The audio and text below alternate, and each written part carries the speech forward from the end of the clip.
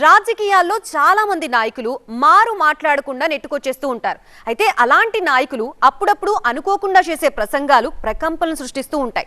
ఏపీలో ఇప్పుడు ఆ ఎమ్మెల్యే చేసిన కమెంట్స్ అలాంటి వేడినే పుట్టిస్తున్నాయి.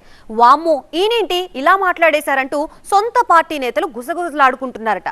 ఇంతకీ ఎవరా నాయకుడు, ఆయన ఏమన్నారు? Srikakulam MLA mass warning. సొంత పార్టీ నేతల్లో కలకలం. గ్రూపులు కట్టేవారికి గట్టి కౌంటర్. ఇంతకీ శంకర్ హెచ్చరికలు ఎవరికి? శ్రీకాకుళం నియోజకవర్గంలో ఇప్పుడు ఇలాంటి చర్చ జరుగుతోంది.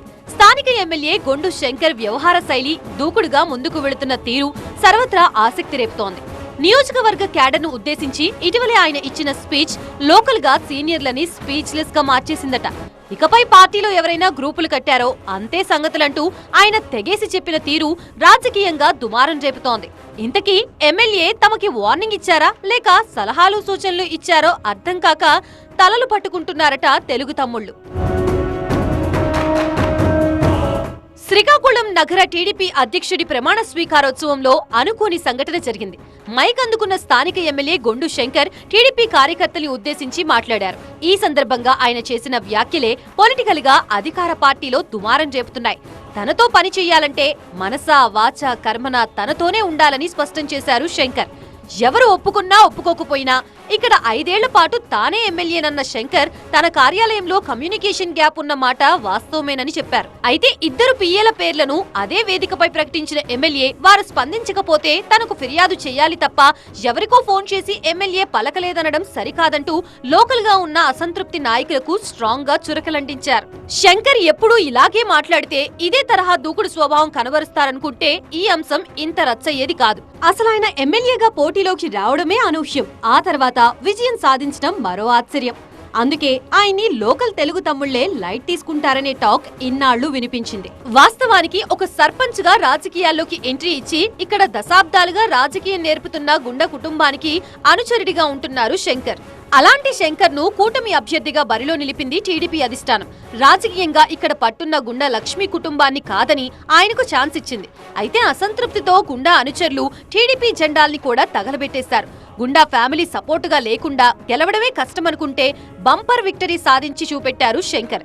అయినప్పటికీ ఆయన్ని ఎమ్మెల్యేగా లెక్కలోకి తీసుకోలేదు లోకల్ టీడీపీ సీనియర్లు. అసలు ఎమ్మెల్యే అనే ప్రోటోకాల్ మర్చిపోయి ప్రవర్తిస్తున్నారు. అంతేకాదు ఏదో పొరపాటున టికెట్ ఇచ్చారు, విజయం దక్కింది, వచ్చేసారి ఆ ఛాన్స్ లేదన్నట్లుగా శంకర్ పై ప్రచారం చేస్తున్నారట లోకల్ టీడీపీ నేతలు. ఒకవేళ మళ్లీ టికెట్ ఇచ్చినా గెలిచేంత సీన్ లేదంటూ సొంత క్యాడరే చెప్పుకు తిరుగుతోందట. అయితే పార్టీలో తనని చులకనగా చూస్తూ తక్కువ అంచనా వేస్తున్న వారికి అదే స్థాయిలో కౌంటర్ ఇచ్చేశారట ఎమ్మెల్యే గొండు శంకర్. వచ్చే ఎన్నికల్లో టికెట్ రాకపోతే ఇంట్లో కూర్చోబోనని, పార్టీ అభ్యర్థి కోసం త్రికరణ శుద్ధిగా పనిచేస్తానని ప్రకటించారట.